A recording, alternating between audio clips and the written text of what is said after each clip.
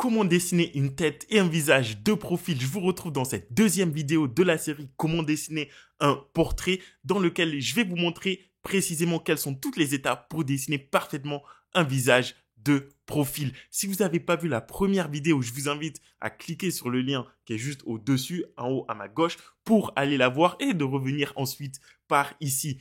Bref, on va pas perdre de temps, on se retrouve devant la feuille tout de suite en commençant par la première étape qui consiste à dessiner un rond qui est toujours la base de la tête. Je vous rappelle, la dernière fois, je vous l'avais dit, on commence toujours par un rond parce que c'est la base de la tête. C'est à partir de là qu'on va construire et structurer tout le portrait. D'accord ? À partir de cette base, on va dessiner une ligne verticale qui permet d'orienter le visage. Cette fois-ci, je dessine la ligne verticale à droite. Ok, ça va indiquer que le portrait est tourné vers la droite et là, il est totalement de profil.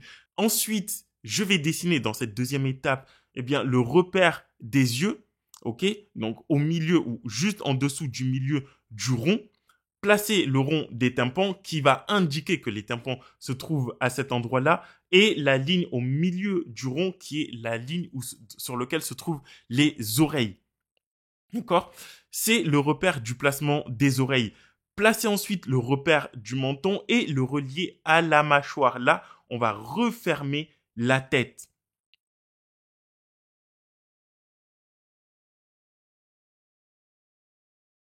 Je vais également placer la ligne des repères des sourcils. La ligne se trouve toujours au milieu du rond. La ligne des yeux, le repère des yeux se trouve au milieu de la tête.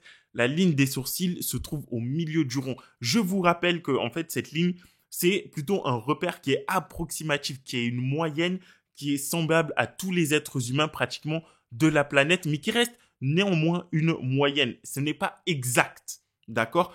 Apprenez le placement de chaque repère, mais ayez conscience que ces repères-là ne sont pas exactement bien placés au millimètre près à ces endroits-là. Ça reste une moyenne. Donc, placez la ligne des repères des sourcils, vérifiez la hauteur par rapport au menton, donc la hauteur des yeux par rapport au menton pour bien vous assurer que les yeux se trouvent au milieu de la tête. Là, je vais agrandir le rond parce que les proportions me semblent un peu trop petites.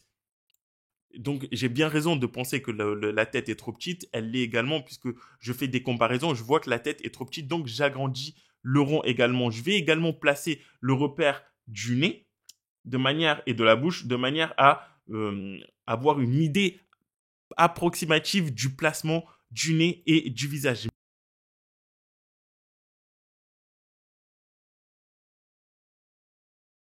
Maintenant que j'ai refermé la tête et que j'ai placé les repères, je vais pouvoir dessiner les éléments à l'intérieur de la tête, donc le visage. Je vais dessiner le contour de la tête qui est construit, mais des éléments comme la bouche, le nez, les yeux et les sourcils et les oreilles.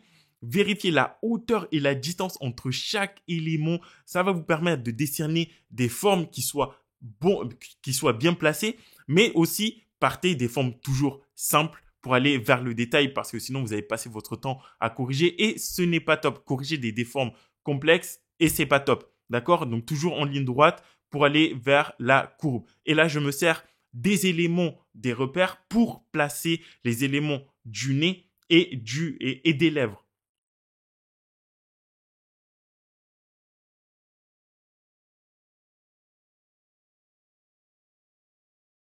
D'accord ? Vous remarquerez que entre le front et les yeux, j'ai la partie supérieure de l'arcade qui est orientée vers le bas, alors que le nez, lui, est orienté vers le haut. Observez bien toutes ces subtilités de manière à avoir un portrait qui soit bien construit. Vérifiez les placements du menton par rapport au nez. Il ne faut pas que le menton là soit trop en avant ou trop en arrière. Okay, donc, dessinez vraiment le front en respectant l'axe aussi d'orientation que vous allez observer et ensuite délimiter par les cheveux pour que vous ayez le bon placement des cheveux. Observez également la délimitation des cheveux par rapport à l'emplacement de la mâchoire, de manière à ce que la délimitation des cheveux soit bien placée. Faites une correction ou autant de corrections que vous le pouvez à cette étape parce que vous en aurez besoin pour la suite du portrait. Je vous rappelle qu'on se sert toujours des étapes inférieures pour apporter des étapes, plus d'informations dans les étapes supérieures. Vous voyez là que je place les sourcils au-dessus de mon repère des sourcils. C'est une correction que je vais faire parce que je remarque que je me suis trompé sur le repère des sourcils. C'est pas top, mais des erreurs, on en fait tous. Vous allez en faire. Raison pour laquelle là, à cette étape, je corrige. Dans la quatrième étape, je vais construire la structure du visage à l'intérieur. Construire la structure en partant du haut de l'arcade. Ok, je fais attention au placement de l'arcade, à sa fermeture, au placement ou à la distance qu'il y a entre l'arcade à gauche et le nez. Et bien sûr, la hauteur des pommettes par rapport aux narines. Attention à la hauteur et à la longueur, d'accord? Ensuite, je vais relier les pommettes au menton de manière à ce que j'obtienne différents plans. Là, maintenant, j'ai le plan de face qui contient le nez, la bouche et le menton et le plan de côté avec les oreilles. C'est dans la cinquième étape maintenant que je vais dessiner les éléments du visage. Puisque dans la quatrième étape, j'ai construit la structure de la tête, c'est dans cette cinquième étape que je vais pouvoir dessiner les éléments du visage en 3D. Je vais partir des formes simples et structurer la forme géométrique, me servir des étapes précédentes pour apporter davantage d'informations, casser les lignes moyennes pour des lignes plus petites, placer les formes des sourcils. Alors attention bien sûr à la forme des sourcils. Vous remarquerez que la partie avant est orientée vers le bas et que la partie arrière, non, est orientée plutôt vers le haut. Okay, donc attention à ces subtilités. Placez le cadrage également des cheveux, dessinez les narines et le nez en 3 dimensions. D'accord? De manière à obtenir le plan du bas et le plan de côté, puisqu'on ne voit pas le plan de face. Et bien sûr, faites une séparation entre la partie basse avec la boule nasale et les narines et la partie haute du nez avec la partie avec la partie osseuse du nez. D'accord? C'est dans le cadrage final, maintenant dans la sixième étape, que je vais pouvoir casser les lignes moyennes pour des lignes plus petites, me rapprocher des véritables formes de la tête et du visage. Attention là à l'axe d'orientation de toutes les lignes. Je vais observer attentivement chaque ligne de manière à me rapprocher et à voir les formes ou les plans, les plans d'orientation les plus corrects possibles. D'accord? Pareil pour les yeux, parce que là, quand on observe, on voit que les yeux sont très bien ouverts, assez gros. Donc attention à la grosseur et à l'ouverture des yeux. Dessinez la forme du nez, bien sûr, en ligne droite. Attention au positionnement et à la boule nasale. Observez vraiment chaque orientation.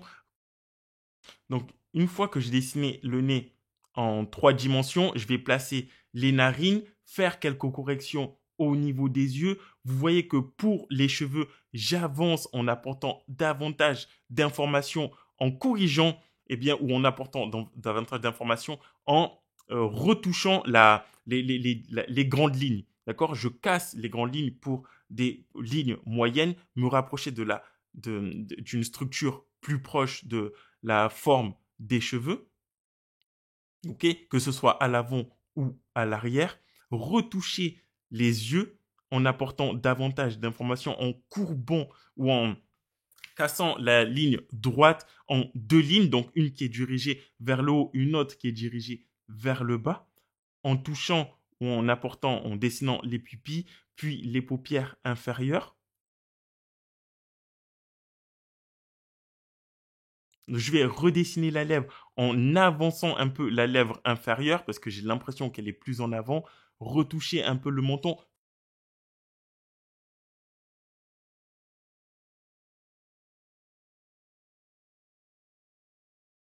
Faire des corrections. Vous voyez que sous le menton, j'ai la peau qui redescend un peu vers le bas. Là aussi, je vais corriger. Une fois que j'ai fait ça, je vais pouvoir passer à l'étape suivante qui est de dessiner le cadrage final. Là, je vais casser les lignes moyennes pour des lignes beaucoup plus petites. À chaque changement de direction, je vais dessiner une ligne droite pour obtenir la véritable forme du visage, que ce soit sur le visage et sur les yeux. D'accord? Je fais vraiment attention au contour des cheveux. J'ai dit des yeux, je parlais des cheveux, excusez-moi. Donc là, je vais vraiment faire attention à l'orientation et à la forme des cheveux de manière à obtenir la forme la plus juste possible. Ça, c'est dans le cadrage final. Passez-y énormément de temps. C'est censé être la partie la plus longue de tout un dessin. Ok? Et c'est après cette étape-là qu'on va pouvoir dessiner le contour, donc courber les lignes. Ça consiste à courber exactement toutes les lignes pour se rapprocher de la véritable forme de la tête. Et dans les prochaines étapes, après avoir dessiné le contour, il s'agit de dessiner le placement des ombres et des lumières pour ensuite pouvoir dessiner toute la structure des valeurs ombre-lumière. Voilà, j'espère que la vidéo vous aura plu. Moi, je vous retrouve dans la 3e vidéo la semaine prochaine avec comment dessiner la tête et le visage de 3/4. Je vous retrouve la semaine prochaine et n'oubliez pas que si vous n'avez pas vu la première vidéo, cliquez sur le lien qui se trouve juste à côté pour aller la voir. Moi, je vous retrouve la prochaine fois. Ciao.